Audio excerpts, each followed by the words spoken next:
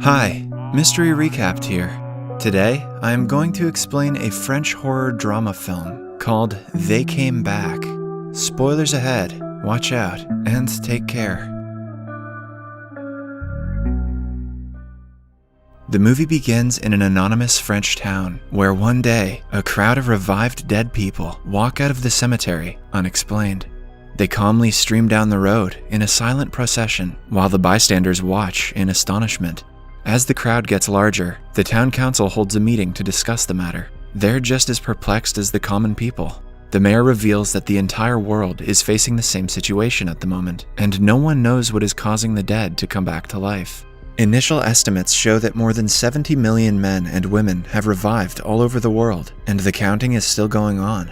In their town alone, almost 13,000 people have come back to life. The flow of the dead coming out of the cemetery lasted for about 2 hours. Apparently, the returnees include men and women who have died in the past 10 years. After referring to the death registers, it is found that the crowd consists of people of all ages, but more than 65% of them are over the age of 60. One thing remains the same in all the revived individuals. They all are in good health, unlike their conditions before their deaths. To keep these people off the streets and provide them with shelter, the mayor requisitions the local community center and warehouses.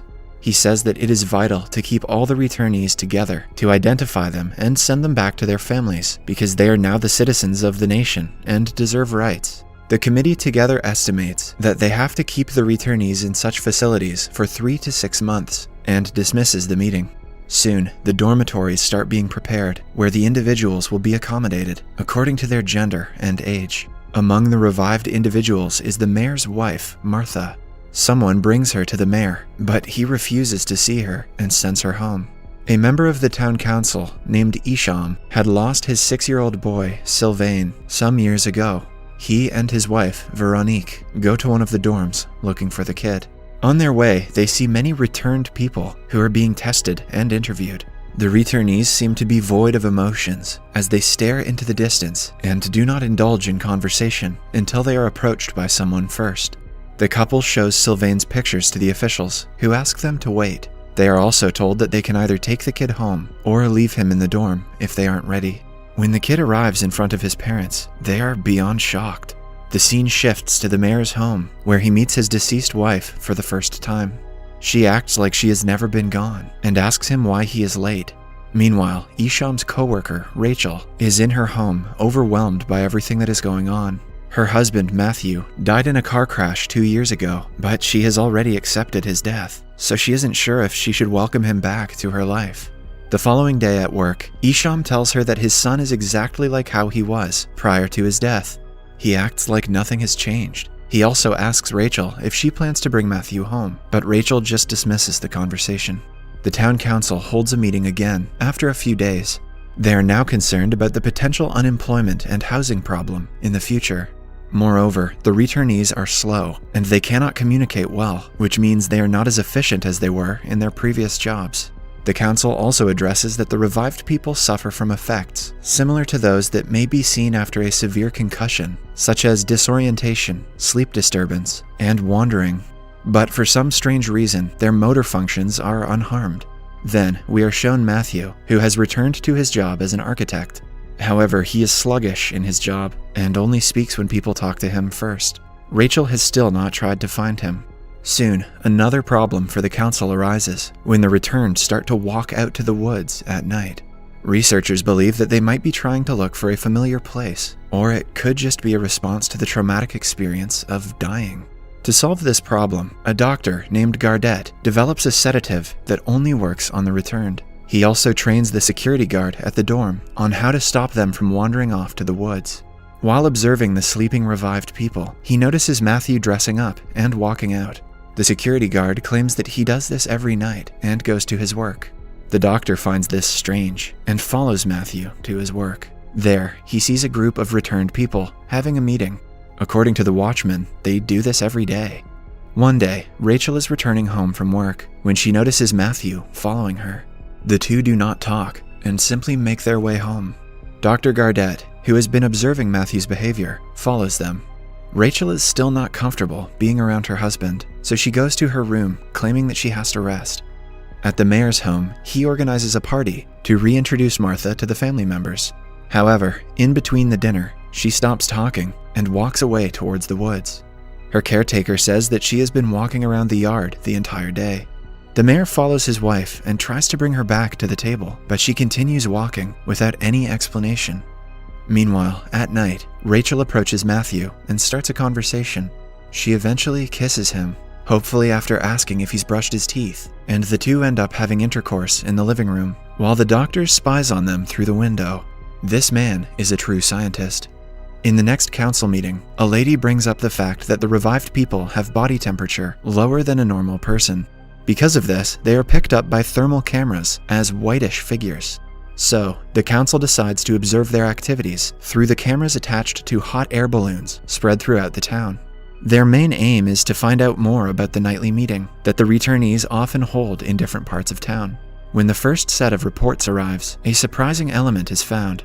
All the returnees, whether they be young or old, cover a distance of at least 9 miles every day. They end the meeting by stating when more data is recovered, they can point out the similarities and frequencies of the returnee gatherings. One day, Rachel and Matthew are sunbathing beside a lake. Rachel, who is skeptical about Matthew's return, is now comfortable around him. The returnees in the lake can be easily identified by their stiffness. The couple meets Dr. Gardet there. He explains Matthew's behavior to Rachel and tells her he is recovering quickly from the trauma. At night, Rachel hears a noise and goes to her backyard, only to find that the doctor has followed them home. On questioning, he says that he wants to help her cope with the situation, claiming that he knows how she feels. He inquires if she knows that Matthew wakes up at night to go to his work. Rachel says he just has trouble falling asleep and insists her husband is normal.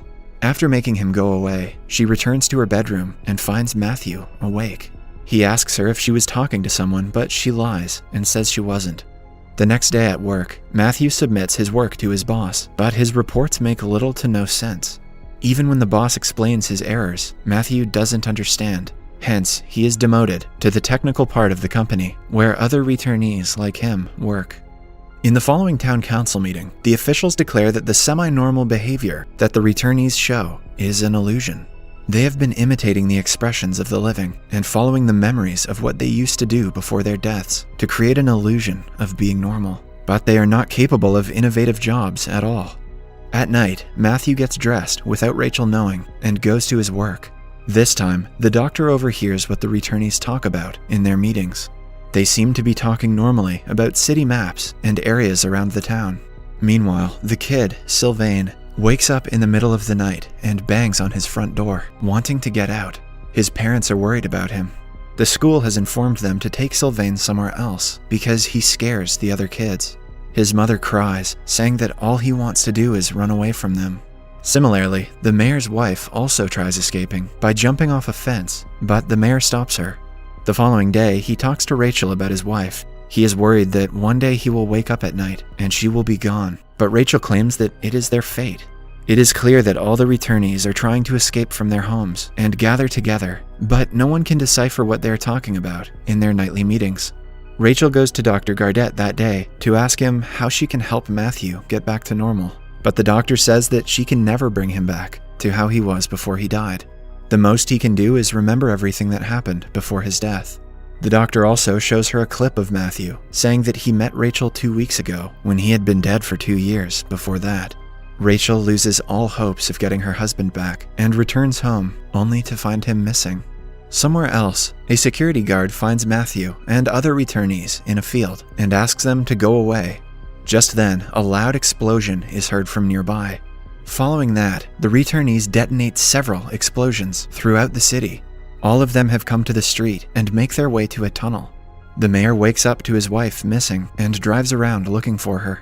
He eventually finds her in the streets and forcefully gets her into the car. However, the other returnees block him from driving away. Martha asks the mayor if he is tired. When he doesn't reply, she inquires if he wants to join them. She has sensed that he is on the brink of death. As she calmly talks to him, he passes away and joins the returnees. Meanwhile, at Isham's home, Sylvain is still trying to escape. His mother wants to let go of him, but Isham insists he will keep the kid forever. As they talk, Sylvain falls off the balcony from the second floor. He stands up and joins a returnee man who had been waiting for him.